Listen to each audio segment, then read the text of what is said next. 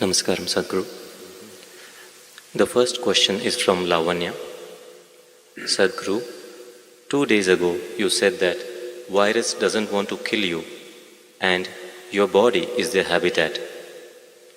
A few people who claim they are intellectuals on Twitter are making fun of this statement out of context. Can you clarify, is this really true that virus doesn't want to cause death? Well, except human beings, no other creature wants to destroy its habitat. It's only human beings who are known to do that. So they also don't do it by intent, unconsciously they do it. Similarly, virus also does it unconsciously. It wants to live in you, but it overdoes its act and you and me might die. Well, I must tell you this. I was 17 years of age. By then, I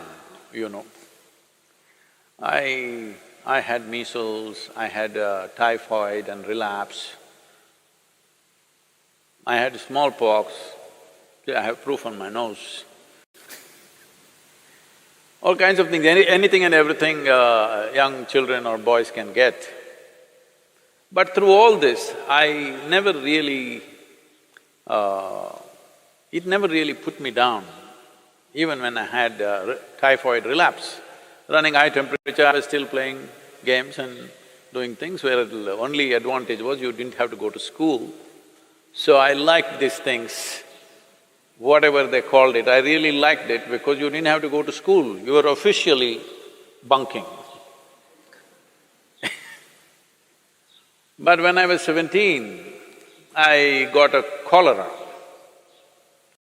But I saw this damn thing. Within 2 hours after I realized I have this, it just knocked me down cold.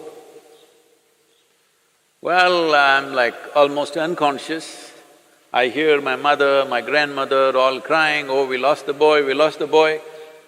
And my grandmother is feeling my nose, "My God, no, the nose has gone cold, he's finished." Everybody's crying and my father is like, he's a doctor, he's trying to do whatever he can. Then 2 more doctors came and really I was just passing out completely, just within 2 hours. But by next day evening I sat up. The second day I got up and started moving out. They said, "You cannot move out," and they locked me up in the room. But I said, "At least let me be on the terrace so that I can move around a little bit." Then they let me be on the terrace. Then this bothered me, till now many things I had, I enjoyed them because they prevented me from going to school. But here this damn whatever knocked me down in such a way that I almost died. So I wanted to know something. These are not the days of internet and Google, you can just ask. So I went into the school library and inquired with the librarian, and she gave me a book on pathogens. I had not heard that word till then, because I rarely went to the biology class. So I read through this book, it had various kinds of things and what they do and everything. Then it was bothering me, how is this some little thing that I can't even see can take me off like this? Then I came and had a conversation with my father. He was an accomplished doctor. And then he explained many things to me and I said, "I don't like this damn thing knocked me off almost. What is this?" Then he was telling me many things about what these things are that never left me. I even now remember every word that he said and what I read in that book also, because this was experiential challenge for me. It was a life-threatening kind of stuff that happened to me, so I was not fearful, but it was like being beaten in a hockey match or a cricket match, That's the kind of feeling I have. So, what are pathogens? Whether it's bacteria or virus, there are many varieties of them. One thing is, right now, for example, corona, see, it was living in the animals pretty well without killing any of them. Now it jumped onto the human being, and it's still doing the same thing what it was doing in some other animal. But we are not able to withstand, and we are collapsing. Well, that also has been clearly established now. Most human beings whose immune systems are good, they are recovering. But those who have a weaker immune system are unfortunately becoming victims of this. What does it say? It simply says that it wants to live, but it lives so aggressively that we may die. Well, many scientists are talking about it, but even what I read at that time, I was only 17, I want you to remember this. Even then, it was explained, I don't remember the author's name, otherwise I would have quoted this.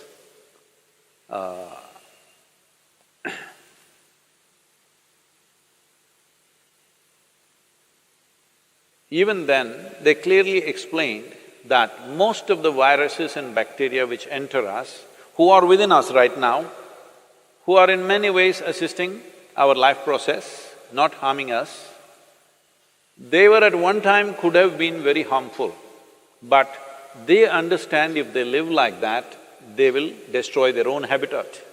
So they will mutate into something milder over a period of time and then learn to live with us. They were living with other animals comfortably, other animals survived comfortably with them. They were also… This is the nature of life, that one inside the other, one inside the other, so many life forms, trillions of life forms are all living enmeshed into each other. We are also that. Trillions of bacteria and virus are living in this right now. But like for example, if you do a Manto's test, Indians I'm saying, because right now in the last 3-4 weeks we are looking who is a foreigner, who is an Indian, not because of any racial discrimination, we want to know where they came from. Did they come from Italy or China? Where did they come from? See, now Italy is ahead of China. Very unfortunate situations. But these… like for example, if you do Manto's test for Indians, almost all of us will fail Manto's test. Manto's test is for tuberculosis bacteria. Almost all Indians will fail this test because all of us have substantial amount of tuberculosis bacteria in us, but we don't have tuberculosis as a disease. Well, so they came up with another name, they're calling it primary complex or whatever else that happens in children, but that shows some symptoms. All of us have this bacteria, we will fail the Manto's test, but we have no symptoms of tuberculosis in us because we have learned to live with them, they have learned to live with us. They know if they live too aggressively as we are living on this planet right now, they know they will lose their habitat. So they will mutate themselves to be milder life.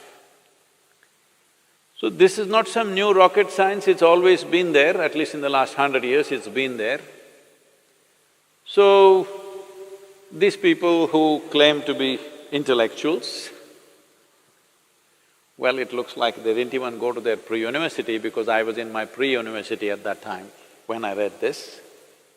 It was part of our library, so it must have been probably in the textbook also, but I didn't read the textbook. Maybe these intellectuals did not even get to their pre-university. They think the qualification to be on Twitter is that they must have a bird brain.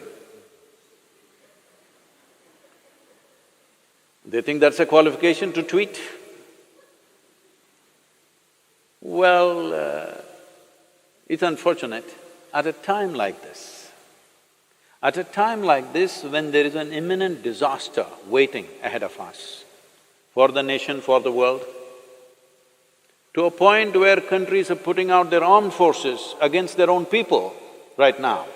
You need to understand how serious that is. How serious is it that entire United States Army is out there to prevent their people from coming on the street? Indian police is out there on the streets, aggressively enforcing it. That's because they realize how serious a matter it is. But even at a time like this, these people cannot stand up and do something useful and positive for somebody around them. All they do is just this rubbish. Do you think they got a doctorate or they became doctors on the Twitter? Avian doctors at least they should become. Well, it's very unfortunate, there is a segment of population which doesn't care what happens to people around them, which doesn't care what happens to the nation, it doesn't care what happens to the rest of the humanity.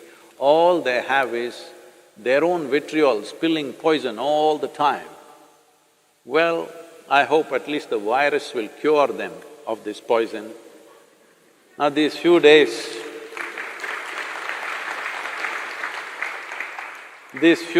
of being with themselves, I hope they stand up and do something useful. Please do something, whoever you are, I don't know who they are, whoever you are who's talking this rubbish, please do something useful. What is this problem? I know what is your problem. I don't want to address that now. Right now, there is an imminent disaster. If we do not handle this situation right, we are heading for a major disaster where millions of lives could just get wiped out. When such a situation is there, all you can do is this. When I said this is not the time to go about criticizing our healthcare system or our health ministry, this is not the time. This is a time everybody stands up and does something, whatever little positive things we can do in our lives. Because this is not ordinary time.